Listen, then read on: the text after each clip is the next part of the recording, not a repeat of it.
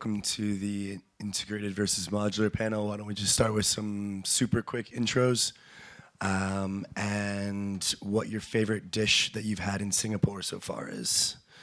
Start with you, Dennis.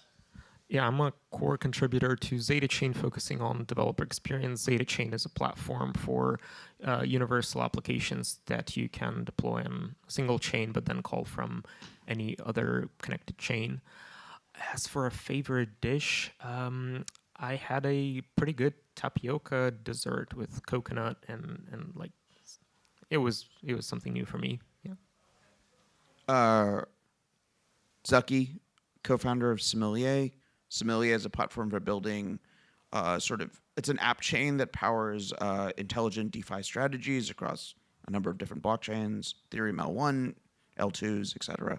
And let's see, favorite dish was we went for Hainan chicken at the Hawker Center when I landed on Sunday, and that was really good.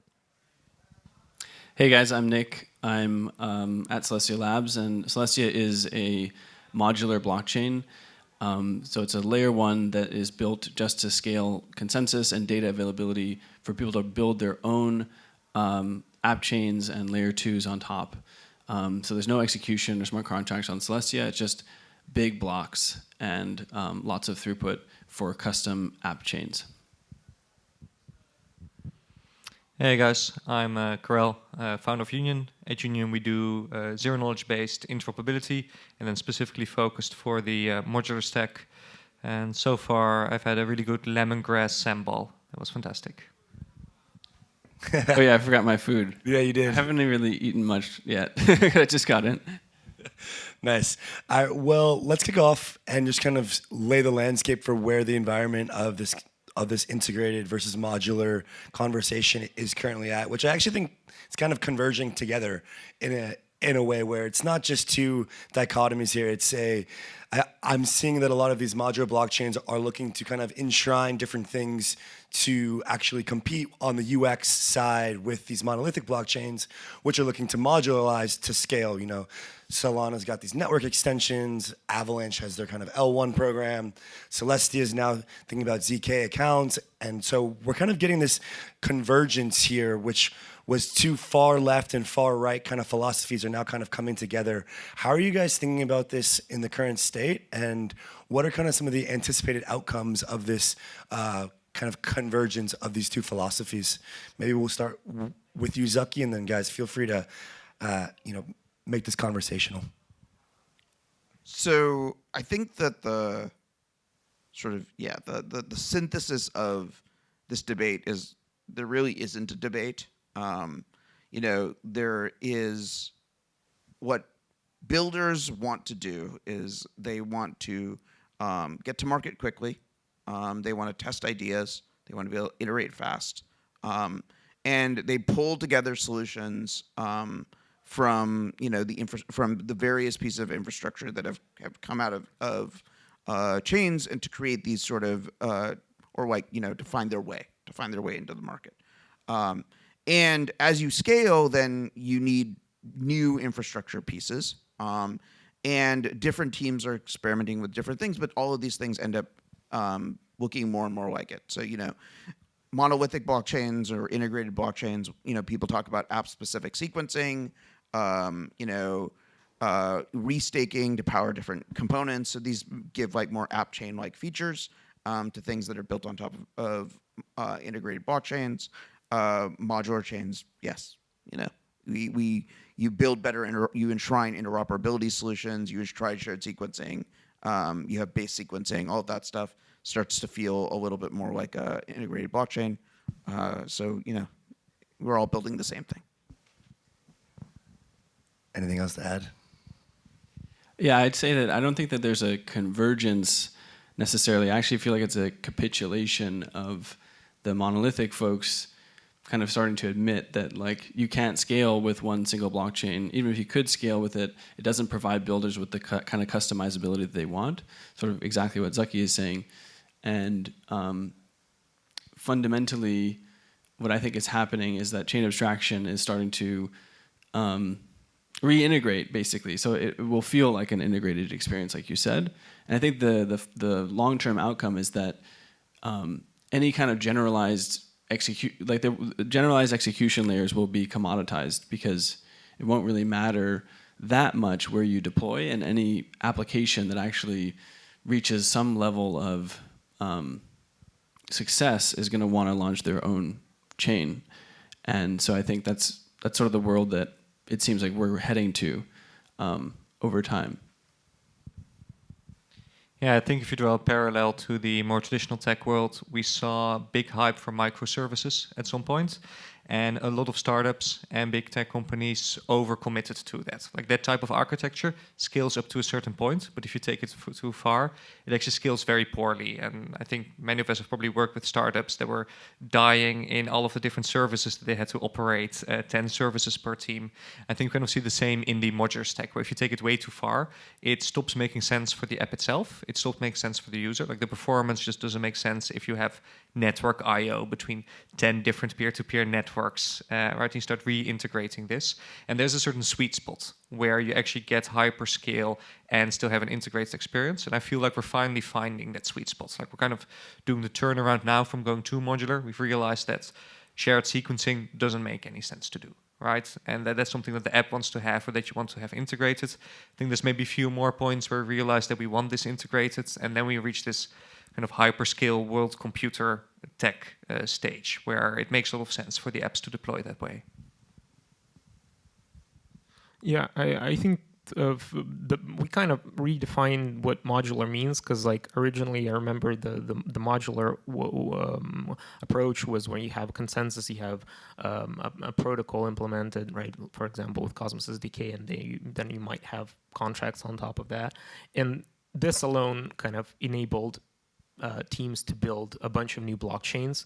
And at this point, we're kind of redefining what modular means to allow even more exponential growth in the number of blockchains, which is super cool, because for everyone who's a fan of like app chain idea, it's just great to have so many blockchains. But the way I see it, the chain abstraction is kind of reaction to that, to make this zoo of blockchains manageable for end users. So the growth that is powered by modularity has to be supported by chain abstraction that kind of ties everything together and makes it possible for end users to actually navigate through all this complexity. I think like one of the hardest questions to pontificate, right, about is like, where does path dependency matter? And I think when you talk about path dependency, you're really talking about like application ecosystems, right?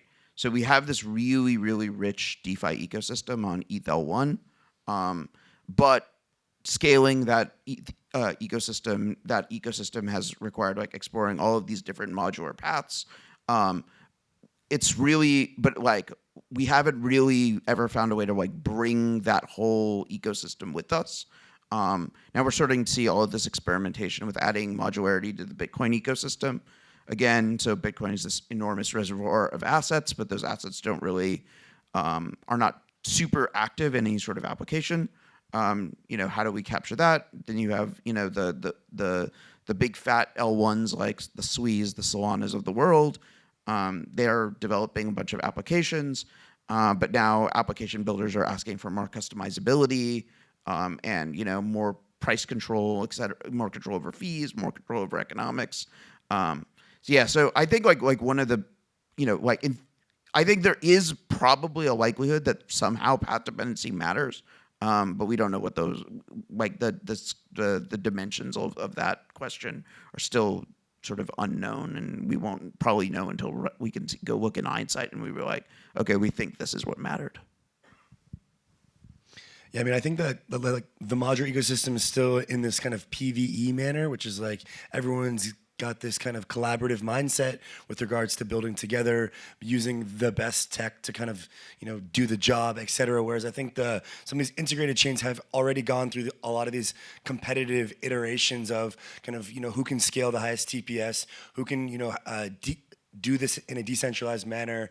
And so I'm kind of like, to push back on the modular side, I feel like right now it's like, okay, Celestia is live on the DA side. EigenDA is coming up. Avail's live. There's going to be more competition on the DA side. There's new VMs coming out for, alternative VM rollups. There's basically, what I'm getting at is like, we're entering a new era of this modular ecosystem, which isn't just like, oh, let's all, jump for joy at how we're going to scale a blockchain. It's like, there's going to be some sort of power law here. So how are we thinking about the amount of infrastructure that's been built to kind of scale the space in the modular fashion, but now entering this kind of, oh, well, there's 20 interoperability solutions. How do we choose the right standard? Or there's 5 DA providers, kind of like who ends up like winning out? Does that not just kind of bring us back into like a integrated lens of thinking where there's a couple winners who end up kind of ruling all? That's an open question there. That's a really good question. I think ultimately modularity is about having a free market for the different infrastructure components of a chain. And so it's really good to have competition because that's what drives better value to the builders as well as the users. And it's also something that it kind of touches on a point that sometimes the Solana folks make, like Toli or Kyle, they say things like, oh, well, the problem with modularity is you have all these different layers, and each one of them wants to take a piece of the pie, and so it ends up being more expensive for users or someone building a chain. And ultimately, I think it's actually the opposite, whereby you create these like really competitive markets at each layer of the stack, and that way you end up having to compete for the business of users and developers, whereas a monolithic chain can actually integrate and kind of monopolize and try to extract more value. But anyway, I think that competition is healthy, and that's the beauty of modularity. If things were monolithic, you could only really try one version of each component at any one time, and you don't end up exploring this really rich like path of all the different possibilities of how to build a chain. And eventually, I think consolidation is inevitable to some degree. Yeah, I'm going to put you on the spot. So are you worried about EigenDA launching and eating Celestia's cake at all? Not really, because EigenDA, like DA is not a commodity, and it's especially not a commodity for like an actual L1 sort of trust minimized DA provider like Celestia. If you're going for the off-chain DA market for Ethereum, I think that is probably going to be more or less commoditized, because you're fundamentally limited to like a committee-based trust model, which is kind of trivial to scale, and also to me is not the end game for crypto. It's kind of like it's like an intermediate stage, and ultimately, like, I think I kind of struggle to see a world where EigenDA, for example, has a place outside of the Ethereum ecosystem, and then after dank sharding is live, sort of what's the purpose of having this like worse DA model for Ethereum when you could just use like the DA of dank sharding? So anyway, Zaki, you're in. So I think there is a downside to like this, like, let 1,000 flowers bloom approach to building an ecosystem. And I think, the last 5 years of Cosmos have been like a good example of those downsides, which is, when you have a like very fragmented market-based organizational structure where user experiences are composed by multiple teams, you do create this like that fragmentation tends to leak into the product experience, like the end user product that people experience. And I don't think that I don't think the answer to this question is like, it comes down to technical architecture. But I do think ecosystems where there is like a firmer hand, sort of exercising sort of soft power in the ecosystem, will end up with a more coherent story out of the Darwinian process that we're going through, for builders and for onboarding users and applications. And I think right now both the Ethereum landscape, the Cosmos landscape, are examples of things that feel very fragmented right now. Solana feels very like there is a firm hand from the foundation sort of shaping and integrating the pieces. And I think the Celestia ecosystem, for instance, is really trying to, not walk this path of fragmenting everything. And I think that there's a lot of opportunity there. And I think that's like an orthogonal social cultural question from like the technical question of like, how did you architect your blockchain and what are the interfaces that plug different pieces together? Yeah, Kirill, I want to give you a chance to kind of add on the fragmentation side, specifically kind of thinking about how applications and protocols are being built in the modular ecosystem today, with kind of the fragmentation question in mind, how you foresee that changing in a world where Union and other interoperability providers, combined with some sort of wallet abstraction or sort of this kind of user chain abstraction level experience is in. What kind of changes do you anticipate in application development or user behavior within the modular stack? Yeah, I think let me then start off with my hot take so I don't need to eat spicy pepper later. But I would say going back to PvE and PvP in the integrated modular stack, I think any app is actually parasitic to the underlying L1 because in the end, app builders want to capture as much value as they can. So they do gas golfing. They at some point want to transition to their own rollup or their own app chain if they grow enough. So actually like apps being built on Solana don't provide value back forever. I think the modular stack is much better suited to be an end destination for these applications. They can transition to it. And if you are in this world where basically there actually isn't a collaboration with the underlying L1 and the app itself, but the apps really evaluate like what makes sense, where is value being added, and where can I play around with this to extract more value myself, then the modular stack can focus on where indeed like it doesn't make sense for an app to build this out itself, right? And one of those cases can be DA. That's one point where most like casino chains will not actually want to invest in setting this up and having a wide network. Another part I think is interop, which actually, if you want to do it properly, extremely hard to do and extremely high risk. So that's one portion where you probably don't want to invest in setting this up yourself. For how this all comes together, I think we already are getting really close, to be honest, in this world where the modular stack or the horizontal stack starts making a lot of sense. Like most chains are starting to hit 1 second finality, right? Like if you look at Noble, Union, Stargaze, they're actually producing blocks extremely fast, finalizing extremely fast. The theoretical like interop latency between this is like 2 seconds or 3 seconds, which if you compare that to Ethereum, there the user feedback is a full 12 seconds, right, before it gets included in the next block. So already so close with actually making all of this work. And most issues that I see right now, it's still on the infra side, but it's on the solvable engineering infra side. At Union, we have a lot of trouble with data latency. Like we can generate ZK proofs quite quickly, but it takes a while for RPC nodes to actually have the data available. So that's where we're waiting, let's say 5 or 10 seconds in the user journey before we can display them something. So with better infra on this side, we start getting close to this world where maybe we can do like sub-second interop and really have like these different chains and rollups communicate quicker than theoretically 2 smart contracts do on the Ethereum side.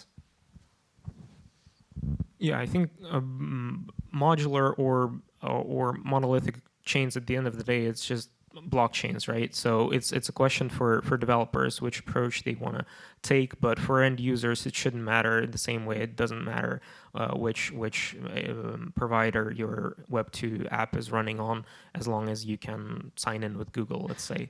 So I think this question is similar to like, why do we have 100 things if we only just need 5? Well, we need to like find these 5 things among the 100 which are the best ones, and that's like every tool, every service that gets popular kind of goes through this phase where we suddenly get hundreds of them, and the market decides which one we're going to use. But if these chains, doesn't matter if they're monolithic or modular, like as long as they're interoperable, let's say with IBC, right? Like probably most chains building on Celestia are IBC enabled. I'm just guessing, but like that would make sense. So for end users, it's not that big of a deal. It might be a hassle for app builders and for wallet builders to take into account like all the idiosyncrasies of all these chains, but it ties together with interoperability.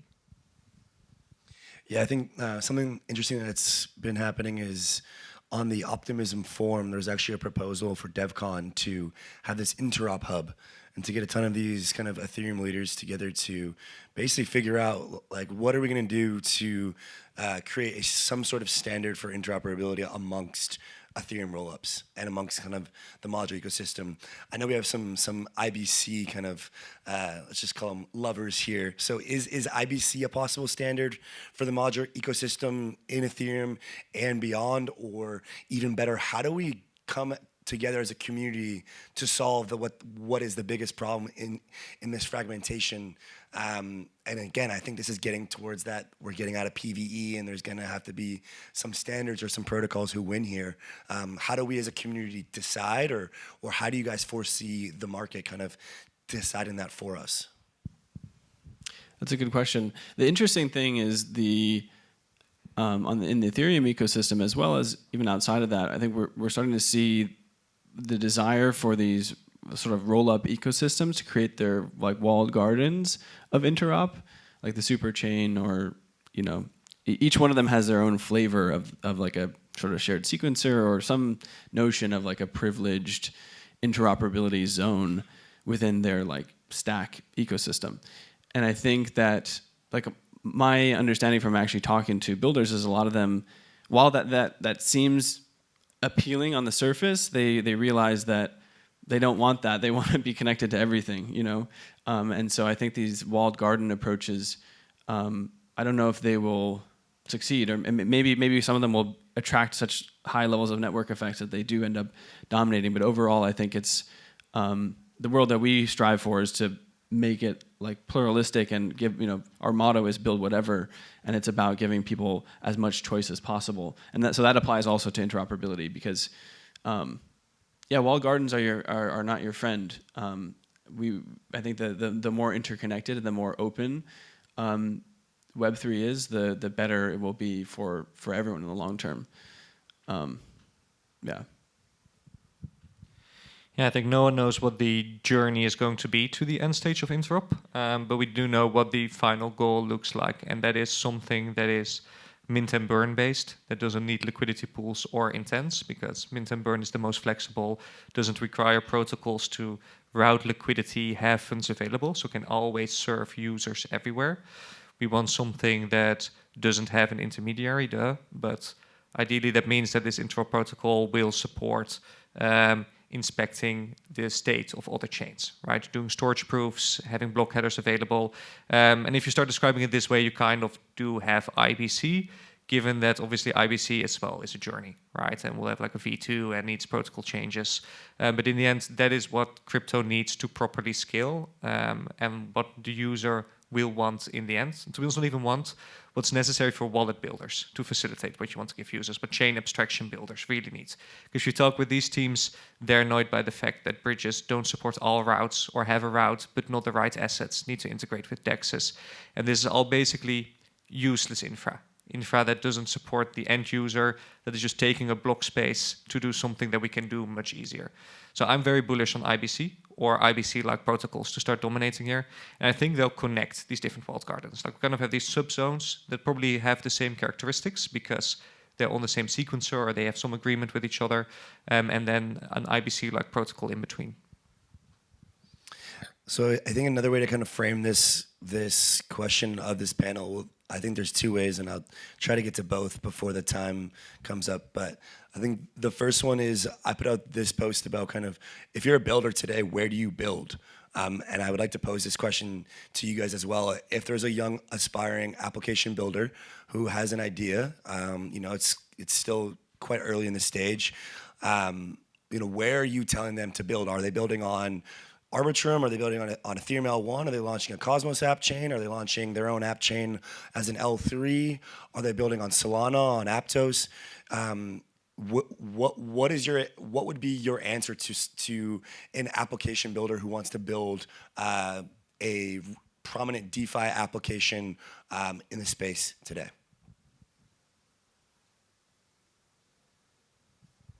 Well, I mean, I would recommend choosing a chain that is the most interconnected, because that's what's going to matter with so many blockchains out there.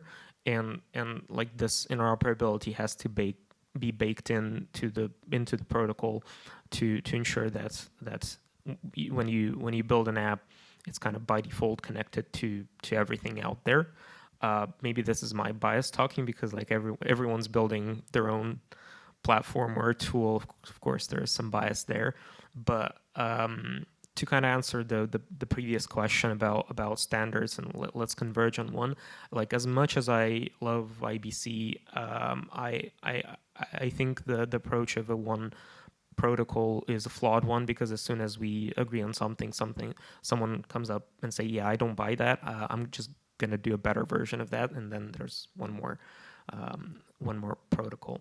So I think just kind of being comfortable with thousands of blockchains and dozens of interoperability mechanisms is the way to go. Because even if you build like the best interoperability hub, an application might require a completely different set of features that only this message passing system provides, and they're going to use that. So you should be open to any interoperability protocols on your platform. So I think the best possible advice is don't start with the technical platform. Start with the user journey. Like, where are the users going to come from? Where do they have money? Do they have money in TradFi? Do they have money on chain? Like, where are the assets? Where are the users? What wallets do they have? Start with the question of how do you reduce the friction for users, and then from there you're going to have another set of requirements. You know, you may need a level of decentralization from a regulatory point of view if you're building a DeFi thing. You may need cost, throughput, maybe other considerations. I think those are like the lesson of the last 2 years is let us escape from the mind prison of Ethereum alignment or Solana alignment or XYZ alignment, or I'm a Cosmos person, or I'm a Solana person, or I'm an ETH person, or whatever, right? It doesn't matter. Like, what matters is like what serves your like hypothetical user base, what serves your time for market, what gets you the decentralization that you need to feel comfortable operating the protocol. What can you provide for sovereignty and censorship resistance for users? Like, those are your requirements. Yeah, I think there's I completely agree with what Zaki said, and I think that there's a misconception that people who are fans of the like modular thesis or the app chain thesis think that you should always build as an app chain from day one, no matter what. But that's like not true. I think that the correct expression of the app chain / modular thesis is that in the long run, the best applications are going to want to run their own chain. But that doesn't mean, like, when you're starting out, that the trade-offs and decision like is going to be completely different, and it could totally make sense to just build a smart contract and integrate in a place where, you know, for example, like you want to be on Solana because that's where you feel like your user base is, or that's like the kind of liquidity that you want to be adjacent to. But I think as you scale up as an app, you have your own users, you have your own brand, you have your own way to attract liquidity. It becomes less and less important to be like co-located, and the costs of like designing your own infrastructure and running it become very justified. So I don't think there's one answer. It kind of depends on the stage. Yeah, and so like the modular like Solana virtual machines are, to me, basically saying like, how can we build things using the Solana tech stack that provide a really good user journey for funds that are on Ethereum, right? That's the question. Like, whether or not that turns out to be an interesting category, but there's like a story there that like starts with a user and not just like, look, I have glued an SVM on top of Celestia and then connected it to Ethereum, right? Like, without a user story that makes sense. So there just might be a role for that, right? We don't know. Yeah, the last thing that I'll say is, Zaki was mentioned about how in the last couple of years we've kind of like moving to a world beyond like Ethereum alignment or Solana alignment or whatever alignment you might choose. And I think that's really like always been the Cosmos vision, and is also Celestia's vision, is that like you should just be aligned with yourself, right? Your community is like aligned with itself, and that's what matters. It's all about sovereignty, and I think in the long run, that's the way that things will go. I think this like alignment thing is a vestige of like the fact that all these chains kind of have these isolated liquidity and user bases, and you want to like try to attract those people by like saying, hey, look, we're part of this social layer here, so come and use us. But I don't think that long term that's like a durable trend. I think it ends up being just like, here's my application. I don't care where it's really built on necessarily, except for the like security properties and like the actual like what the product provides to me. And so that's like Celestia's goal is to be an amazing product for developers to build chains and to compete on that dimension, not to try to compete on, hey, we're like, if you align with us, like, you get all these benefits or what have you.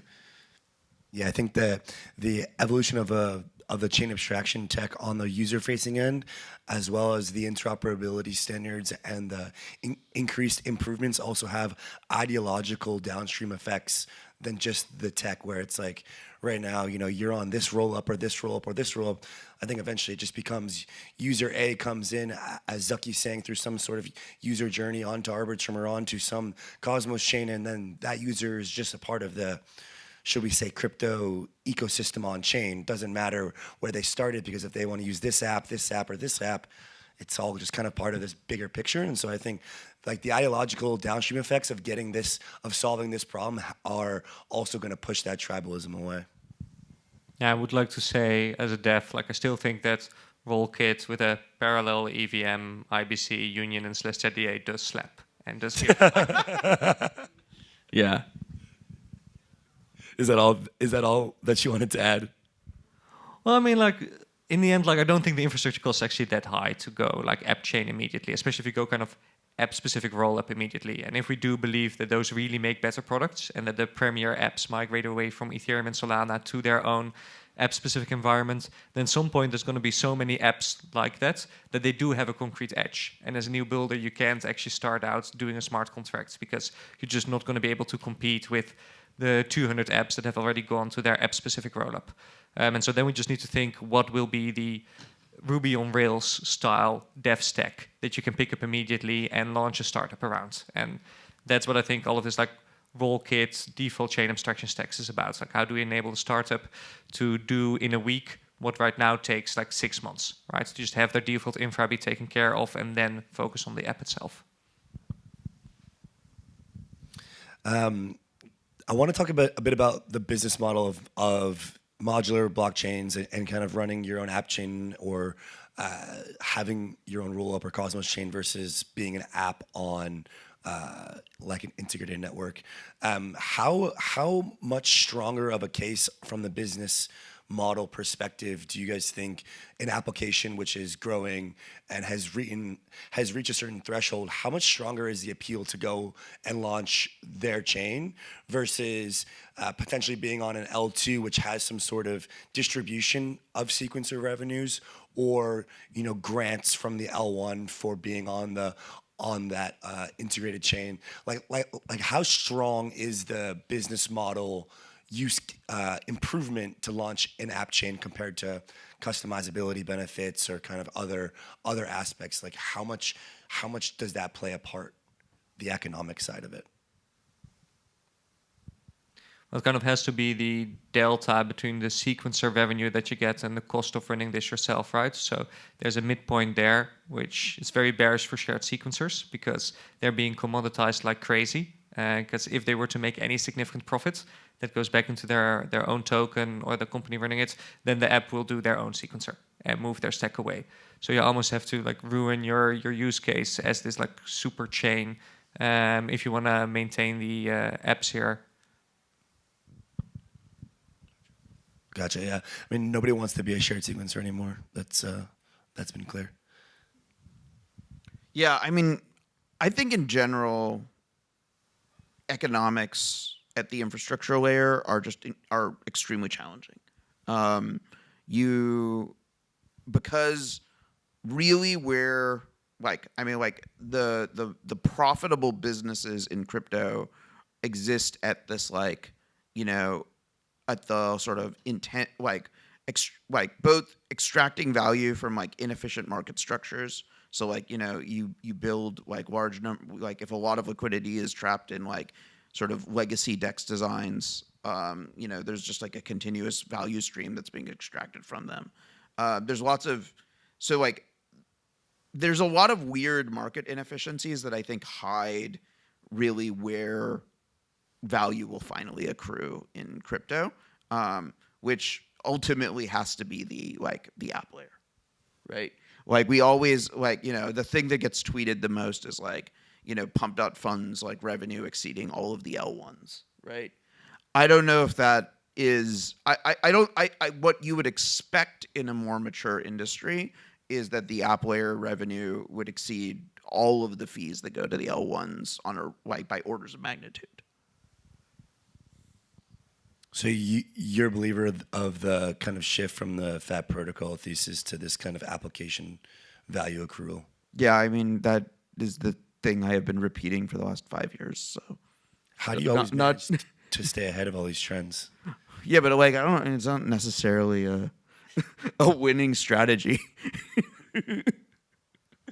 At least from a financial returns point of view. But the only thing that makes any sense in the long run is applications own their own order flow.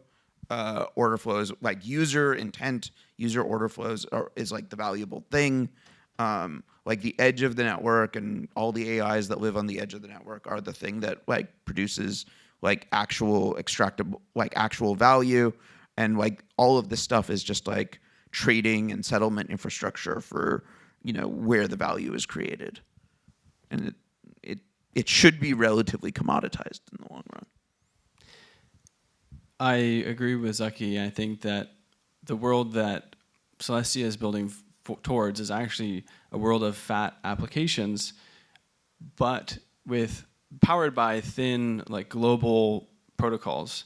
And I think that the infrastructure layer, people say that rollups are parasitic to L1s or whatever.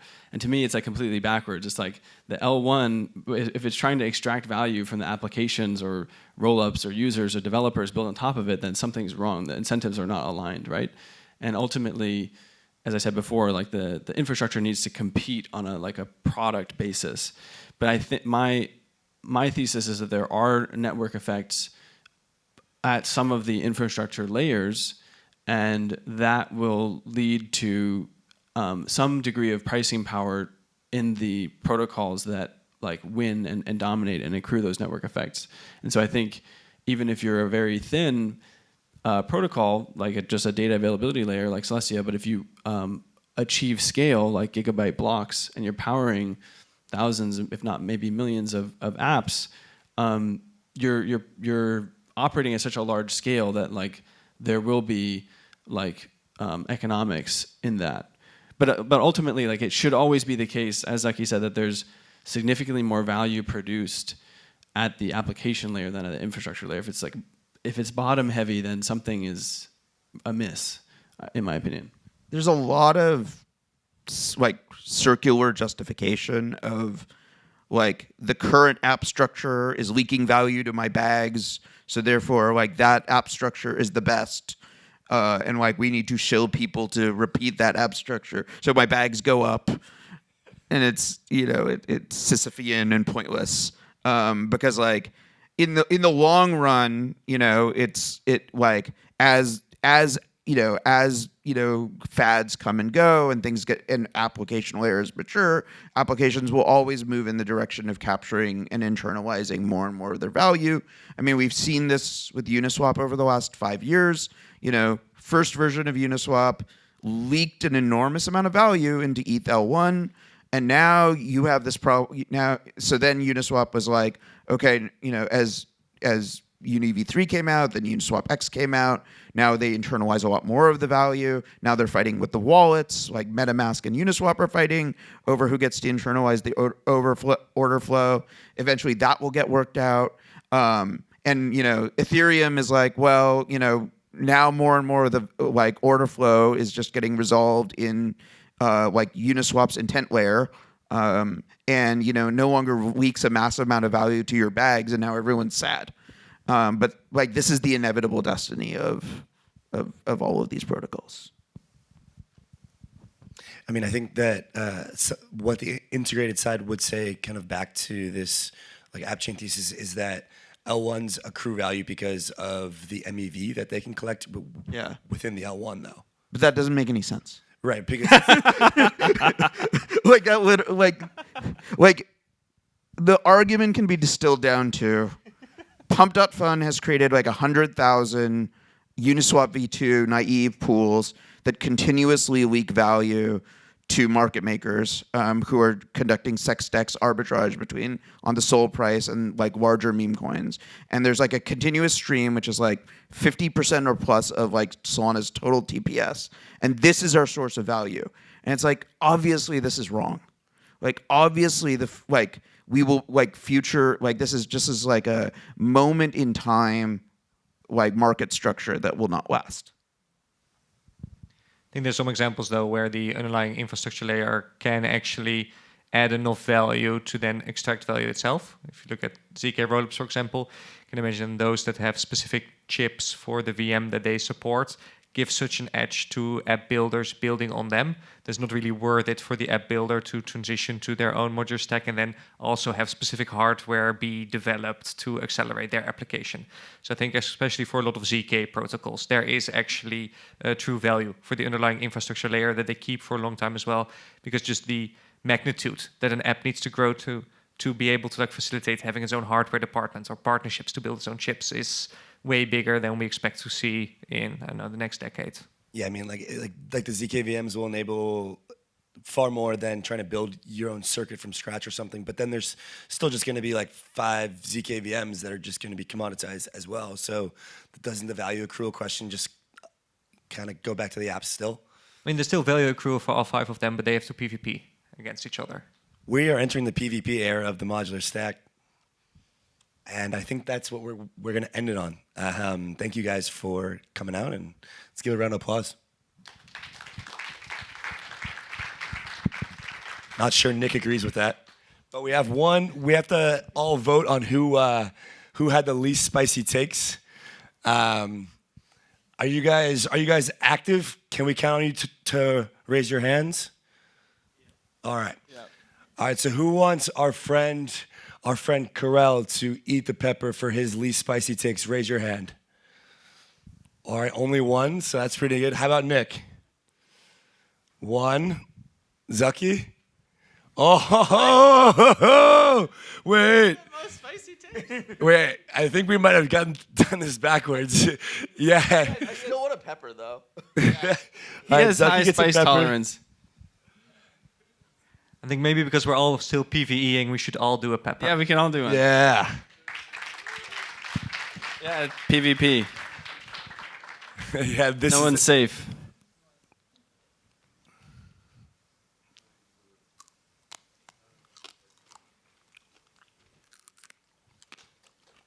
Tastes good.